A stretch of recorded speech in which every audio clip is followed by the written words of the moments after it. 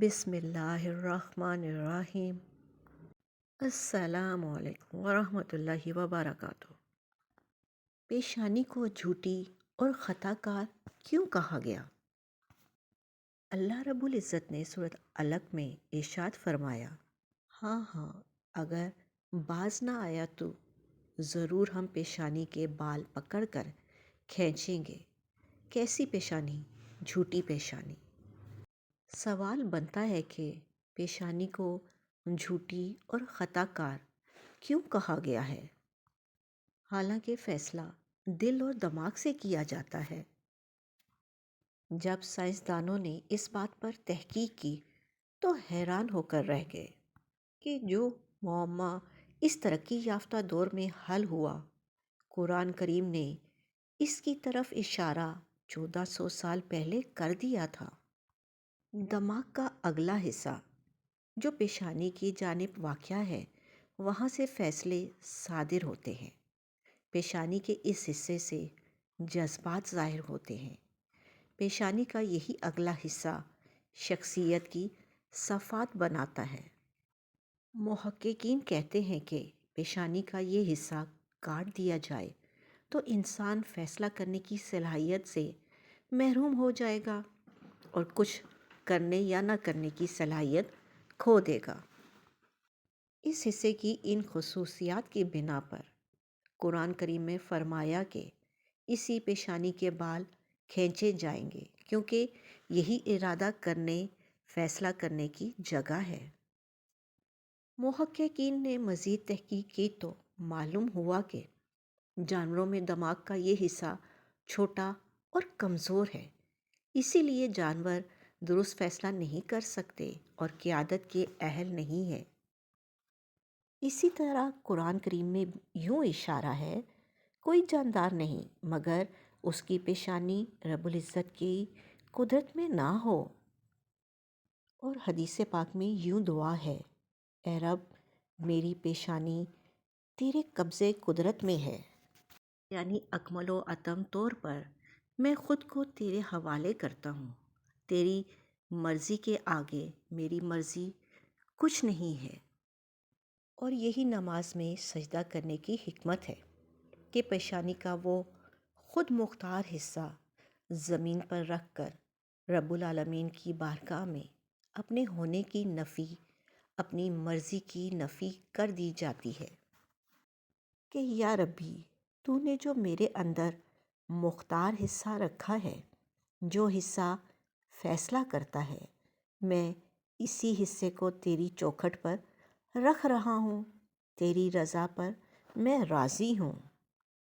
جب انسان سجدہ کرتا ہے تو دل سے خون دماغ میں جمع ہوتا ہے۔ وہ سارے جذبات جو دل میں ہوں وہ اس وقت اس حصے میں جمع ہوتے ہیں۔ غصہ، نفرت، بغض، جرم و عصیاں، یہ سب خیال کی صورت میں وہاں جمع ہوتے ہیں۔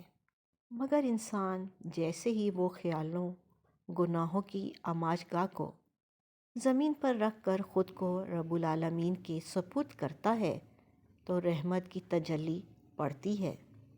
حدیث پاک میں آتا ہے، بندہ سجدے کی حالت میں سب سے زیادہ رب کی رحمت کے قریب ہوتا ہے، اور اسی وجہ سے بندے میں تبدیلیاں رونما ہوتی ہیں، پرسکون ہو جاتا ہے۔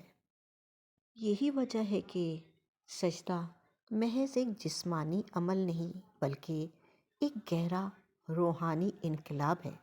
جب بندہ اپنی پیشانی یعنی اپنے فیصلوں کے مرکز، اپنی انا، اپنی چاہتوں اور ضد کے محور کو زمین پر رکھ دیتا ہے تو دراصل وہ یہ اعلان کر رہا ہوتا ہے کہ اے میرے رب، اب میں نہیں تو ہے، اب میری عقل نہیں تیری حکمت ہے، اب میرا ارادہ نہیں تیری مشیت ہے۔ سجدہ انسان کے نفسیات کو توڑتا نہیں بلکہ سنوارتا ہے۔ انسان کے اندر جو میں بولتی ہے، جو غرور، خود پسندی اور خود مختاری کا اعلان کرتی ہے، سجدہ اسی میں کی گردن پر پاؤں رکھ دیتا ہے۔ یہی وجہ ہے کہ شیطان نے سجدہ کرنے سے انکار کیا، کیونکہ سجدہ انا کے جنازے کا نام ہے اور شیطان انا ہی کا دوسرا نام ہے۔ جب بندہ سجدے میں جاتا ہے تو وہ صرف زمین کو نہیں چھوتا بلکہ حقیقت کو پا لیتا ہے، وہ حقیقت کہ وہ کچھ بھی نہیں، سب کچھ اللہ ہے۔ وہ حقیقت کہ اختیار صرف ایک دھوکہ ہے، اصل اختیار رب کے پاس ہے۔ وہ حقیقت کہ جس پیشانی پر انسان ناز کرتا ہے وہی پیشانی اللہ کے حکم کے بغیر ایک قدم بھی نہیں اٹھا سکتی۔ سجدے کی حالت میں انسان کا دل نرم ہو جاتا ہے، آنکھیں نم ہو جاتی ہیں اور روح ہلکی ہو جاتی ہے۔ یہی وہ لمحہ ہوتا ہے جب بندہ اپنے گناہوں کو لفظوں میں نہیں، خاموشی میں چھوڑ دیتا ہے۔ اس کی خطائیں چیخ چیخ کر نہیں، سسکیوں میں معاف ہوتی ہیں۔ اس کی توبہ زبان سے نہیں، پیشانی سے لکھی جاتی ہے۔ اسی لیے اولیاء کرام فرماتے ہیں کہ جو شخص سجدے میں رونا سیکھ لے وہ زندگی میں کسی کے سامنے نہیں روتا۔ سجدہ انسان کو یہ سکھاتا ہے کہ بلندی جھکنے سے ملتی ہے اور عزت خاکساری میں چھپی ہے۔ دنیا میں جو شخص جتنا زیادہ سجدہ کرتا ہے وہ اتنا ہی اللہ کے قریب اور دنیا سے بے نیاز ہوتا جاتا ہے۔ اس کے فیصلوں میں ٹھہراؤ آ جاتا ہے، اس کے غصے میں کمی آ جاتی ہے، اس کی نظر میں پاکیزگی آ جاتی ہے اور اس کے دل میں سکون اتر آتا ہے۔ یہی وجہ ہے کہ نبی کریم صلی اللہ علیہ وآلہ وسلم پر جب بھی کوئی بوجھ آتا، کوئی غم گھیر لیتا، کوئی فیصلہ دشوار ہو جاتا تو آپ صلی اللہ علیہ وآلہ وسلم نماز کی طرف متوجہ ہوتے اور فرماتے ارحنا بالصلاۃ، یعنی ہمیں نماز کے ذریعے سکون عطا فرما۔ گویا سجدہ وہ دروازہ ہے جہاں عقل خاموش ہو جاتی ہے اور ہدایت بولنے لگتی ہے، جہاں انسان تھک کر نہیں جھک کر راحت پاتا ہے، جہاں پیشانی زمین پر ہوتی ہے مگر روح آسمانوں سے باتیں کر رہی ہوتی ہے۔ اور شاید اسی لیے کہا گیا ہے کہ جو پیشانی اللہ کے آگے جھک جائے وہ کبھی جھوٹ کی غلام نہیں رہتی۔ یا اللہ ہماری جھوٹی خطا کار پیشانیوں کو سچ، اخلاص اور توبہ کی روشنی عطا فرما، ہمیں سجدہ کرنے والا بنا، ضد کرنے والا نہ بنا، ہمیں جھکنے کی توفیق دے ٹوٹنے سے پہلے۔